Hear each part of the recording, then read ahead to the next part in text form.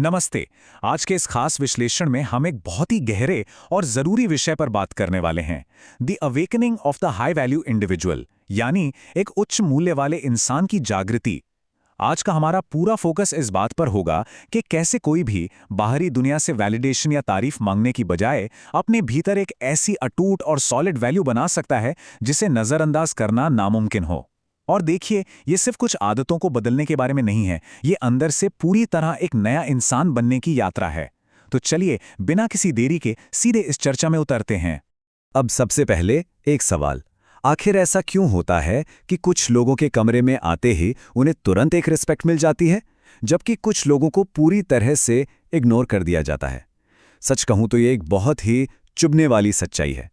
जरा इमेजिन कीजिए एक ऐसे व्यक्ति को जो अपना पूरा टाइम, एनर्जी और पैसा दूसरों के लिए न्यौछावर कर देता है, लेकिन बदले में उसे सिर्फ धोखा या अनदेखी मिलती है। जब वो टूटता है तो उसे एक मैसेज का रिप्लाई तक नहीं आता।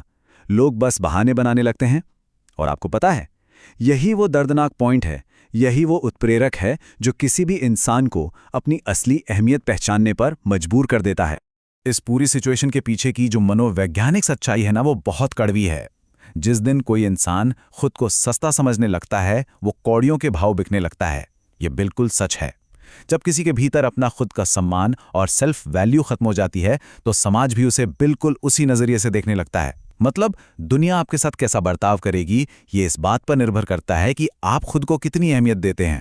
तो इस निराशा से बाहर निकलकर पूरी तरह से सशक्त बनने का हमारा रोडमैप बिल्कुल क्लियर है। हम इसे 5 हिस्सों में समझेंगे। पहला, सम्मान और मूल्य की कमी। दूसरा, स्पष्टीकरण और अनुपस्थिति की ताकत। तीसरा, भावनाओं और कार्यों पर कंट्रोल।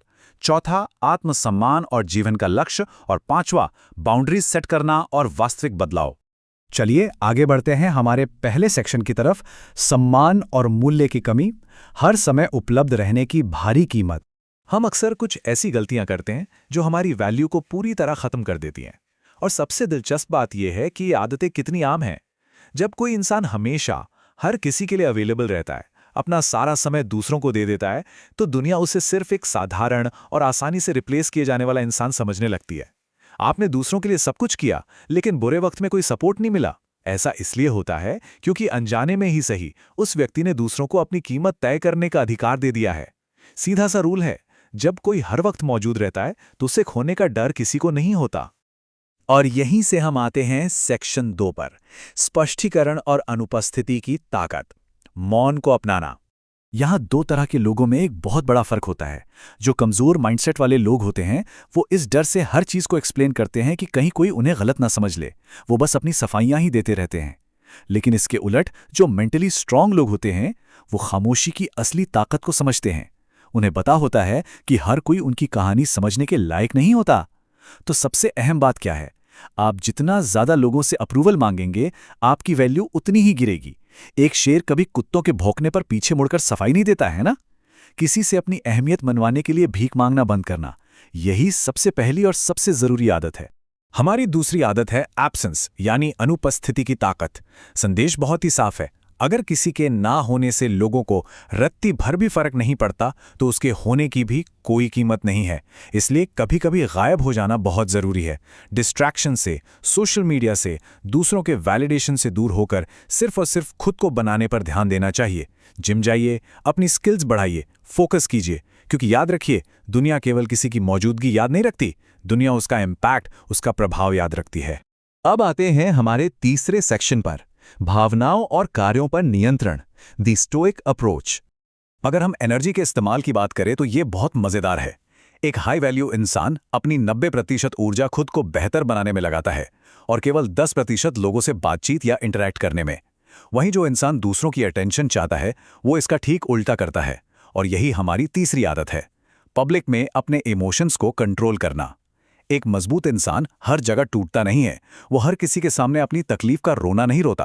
वो सिंपैथी या सहानुभूति की भीख नहीं मांगता, बल्कि उस अकेलेपन का इस्तेमाल करके अपनी ऊर्जा को सही जगह लगाकर वापस मजबूती से खड़ा होता है। चौथी आदत बहुत ही प्रैक्टिकल है, बोलना कम और इम्प्रूव ज्यादा करना।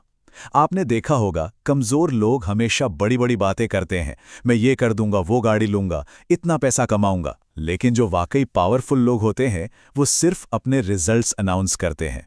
उन्हें खुद को साबित करने के लिए शब्दों की जरूरत ही नहीं होती। उनका गजब का अनुशासन, उनकी लगातार की गई मेहनत खुद उनके लिए बोलती है। असली ताकत वो नहीं जो चिल्लाकर बताई जाए, असली ताकत वो है जो बिना कुछ बोले ही सामने वाले को महसूस हो जाए। चलिए बढ़ते हैं सेक्शन 4 की ओर, आत्मसम्मान और जीवन का लक्ष्य, एक मैग्नेटिक पर्पस। ये हमारी 5वीं आदत है।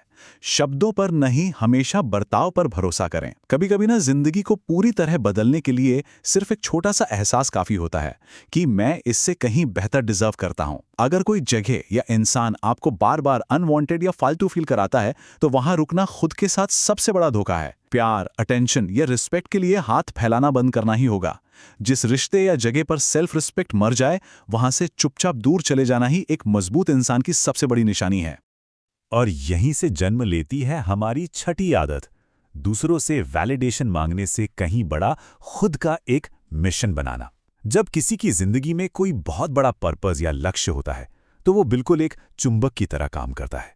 ऐसा व्यक्ति छोटी छोटी बातों या छोटे रिजेक्शन से परेशान होना बंद कर देता है। एक फोकस्ड इंसान की चाल ही अलग होती है यार।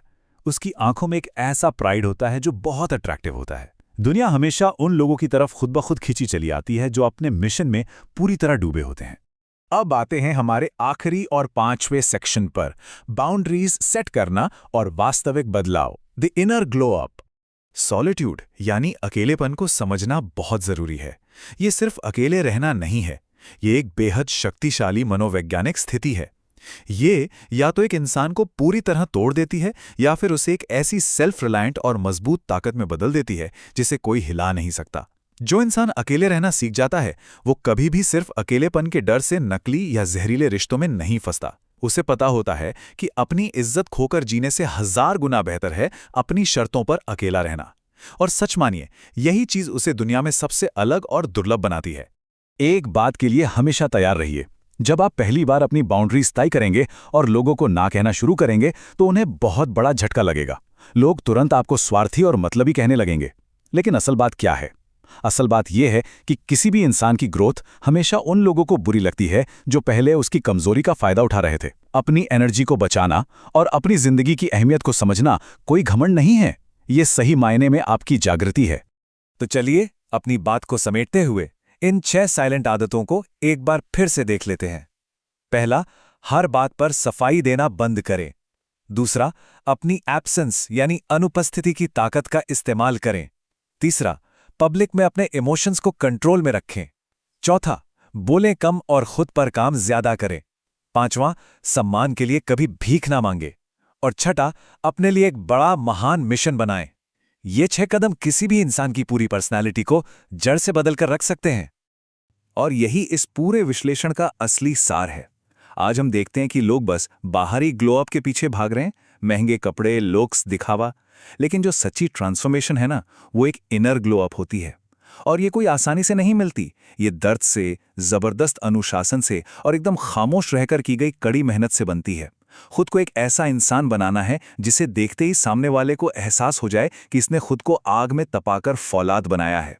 बाहरी दिखावा एक दिन फीका पड़ जाता है, लेकिन जो कैरेक्टर आपने अपने पसीने और डिसिप्लिन से गढ़ा हो वो हमेशा चमकता है।